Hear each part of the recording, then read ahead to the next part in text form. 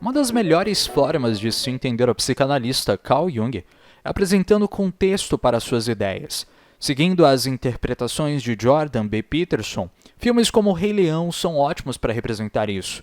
Um dos motivos para o sucesso desse tipo de filme é a sua densa influência, de forma consciente e inconsciente, com os arquétipos. Filmes e livros como Harry Potter, Senhor dos Anéis e até as franquias de filmes de heróis da atualidade, como a da Marvel Studios, apresentam alguns personagens de extremo sucesso como o Homem-Aranha ou Batman. E que, depois desses personagens terem sido feitos, é como se eles tivessem uma vida própria, uma personalidade, uma história fazendo parte da mitologia coletiva das quais os leitores conhecem.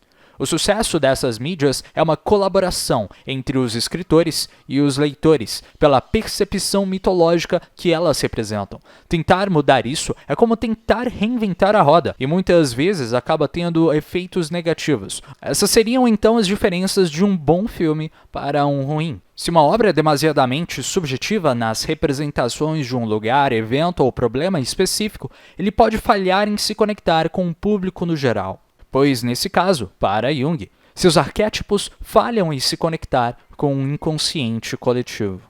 Friedrich Nietzsche, uma das inspirações para Jung, acreditava que a ciência empírica e racional havia matado a ideia de Deus, uma representação para as tradições mitológicas do Ocidente, um evento parecido com o que nós vemos nos filmes e na sociedade atual.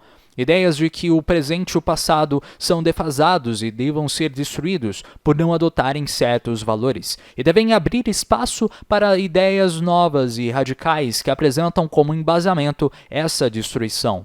Para Nietzsche, esse fato traria incrível caos para o mundo social, levando ao seu colapso, e para evitar isso, pessoas deveriam criar os seus próprios valores, evitando esse pensamento de rebanho, algo que na prática é bem mais fácil de se falar do que fazer. O que levou Freud e os psicanalistas a começarem a pesquisar nas fantasias e sonhos pessoais tais valores. Imagine que você fique enamorando uma pessoa e comece a criar fantasias sobre ela. Se você tentar interpretar essas fantasias que você tem, você pode saber quais são os seus objetivos, o que você quer de verdade, levando a acreditar que as suas ideias são provenientes de motivações básicas ou instintos. Todavia, da mesma forma que a física de Isaac Newton é uma subcategoria da física de Albert Einstein, podemos dizer que a psicologia de Sigmund Freud é uma subcategoria da psicologia de Carl Jung. Dessa forma, o seu inconsciente pessoal é lar das suas emoções e desses instintos.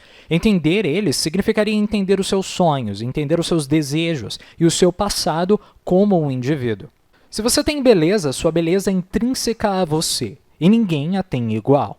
No entanto, vendo o que outras pessoas fazem com suas belezas, você consegue entender melhor como lidar com essa sua beleza pessoal, sendo beleza qualquer tipo de habilidade que o indivíduo possui. Entender o seu inconsciente pessoal te faz ter noção de quem você é como indivíduo, e entendendo o seu inconsciente coletivo, te faz ter noção de quem você é como indivíduo no meio da sua sociedade e até mesmo da história humana, fazendo com que você utilize as suas habilidades de uma forma ainda mais ampla. Um dos motivos para sua separação era a forma que Jung conseguia conectar tais sonhos com mitos, mitologias e fantasias por toda a história humana, como a mandala, um dos símbolos do self, que aparecem de forma recorrente em desenhos de pessoas esquizofrênicas, mas também em sonhos de pessoas saudáveis, em tapeçarias persas, artes budistas, indianas e até mesmo em teoremas matemáticos, como é o caso do conjunto de Mandelbrot, que parte de uma equação para explicar e prever diversos acontecimentos físicos, e em resumo, ela explica 1. A estabilidade e 2. A variabilidade. Se a vermos como uma mandala, isso acaba mostrando como um indivíduo não é composto por uma única característica ou personalidade, e sim um conjunto de várias características, um conjunto de várias personalidades. Cada parte desse conjunto é completamente caótica e desorganizada, e de alguma forma, quando olhamos por completo, vemos que existe simetria, apesar dessa variabilidade. É muito comum alguém com alta inteligência se definir apenas pela sua inteligência e desprezar outras qualidades como o esforço, o carisma, a independência, a educação e várias outras que o transformam num ser humano por completo. A mesma noção poderíamos colocar para alguém que se define apenas pela sua beleza ou apenas pelos seus problemas e dificuldades que tem na sua vida.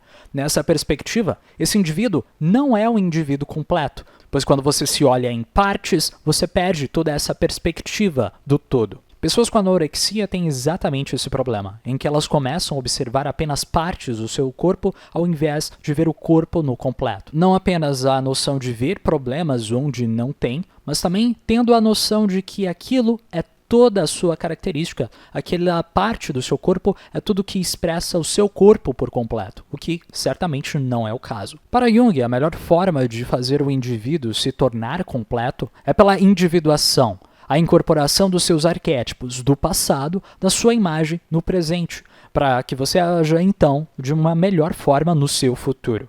Dessa forma, as nossas obras de arte, nossos contos de fada, como filmes, livros, músicas, são todos, na verdade, formas de se representar os nossos desejos mais básicos em uma forma de narrativa. E aqueles que fazem maior sucesso são os melhores em terem comunicado tais desejos de uma forma que outras pessoas possam entender. Por isso, quando você se conecta com alguma obra, é porque aquela obra conseguiu conectar com as suas motivações básicas na sua linguagem. E um exemplo dessas obras de arte é o filme Rei Leão, que apresenta as ideias de individuação junguiana.